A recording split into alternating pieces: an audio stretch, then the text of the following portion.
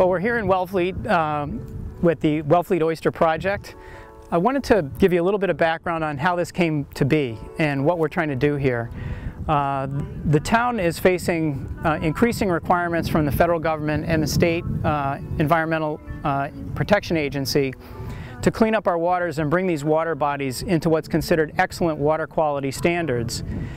And in the process of looking at a variety of different options to do that, we came across a report that was done by one of Anna Maria Frankich's graduate students at the UMass Boston, talking about oyster restoration and looking at the opportunity for oyster restoration in Wellfleet Harbor.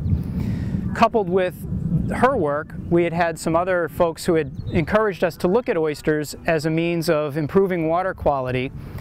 And after about 2.5 or 3 years worth of research, we've come to the conclusion that probably the safest, soundest, quickest things that we can do to improve our water quality is to begin to restore our traditional salt marsh, oyster reef, and eventually the eelgrass beds that used to be part of Mother Nature's buffers and filters for the marine environment.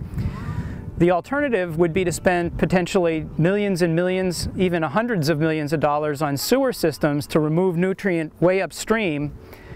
Those alternatives would take about 30 years before the water would improve. Doing natural restoration, we can get water quality improvement almost immediately within a matter of a few years. The cost difference between natural filtration and sewer systems, nitrogen removal this way is about $5 to $10 per pound removed. A traditional sewer option could be anywhere from $500 to $1,000 per pound to remove the nitrogen. At the same time, by restoring our natural populations and our natural buffers and filters, this also is habitat for fish. Most of the fish that we catch and used to catch in Cape Cod Bay, it was named for cod, originally Cape Cod. Those cod are largely gone because not just of overfishing, but also because this kind of habitat doesn't exist very much, if at all, in the Massachusetts estuarine environments. And so as a result, these little fish don't have a place to grow up. So this nursery habitat is critical to build up in the food chain to restore the kinds of fish stocks that we used to have on Cape Cod. In addition, people talk about sea level rise and global warming. These shells are calcium carbonate, so this is basically like a Tums, and it reduces the pH of the water and makes it suitable and habitable for all of this stuff that's growing. So when we talk about ocean acidification, this is one of the key elements to preventing ocean acidification, is to have these natural buffers in. In addition, as sea level rises and as we get more active storms, many people are concerned about their homes, and you may see these homes here in the background. Well, as we get these bigger storms and bigger storm waves and storm surges, these homes are at risk, and largely because there's nothing really protecting them.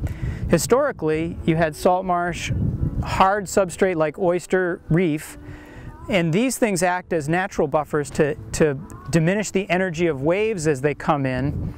So this habitat used to look like that, hard structure and then this soft salt marsh. Now it's liquid sand, which in a wave and in a big storm and so on doesn't do much at all to mitigate those waves, and this can easily erode out and be undermined. There are a variety of reasons why we've begun this oyster restoration project. Most of them financial, but clearly there's a lot that are great for Mother Nature. And so going forward, we've already seen about a 20% reduction in nutrient and nitrogen as a result of this project. And we're continuing to monitor that and do the biological assessments to hopefully replicate this throughout the harbor and make this a national example of what natural restoration can do, not only for the environment but also for the economy.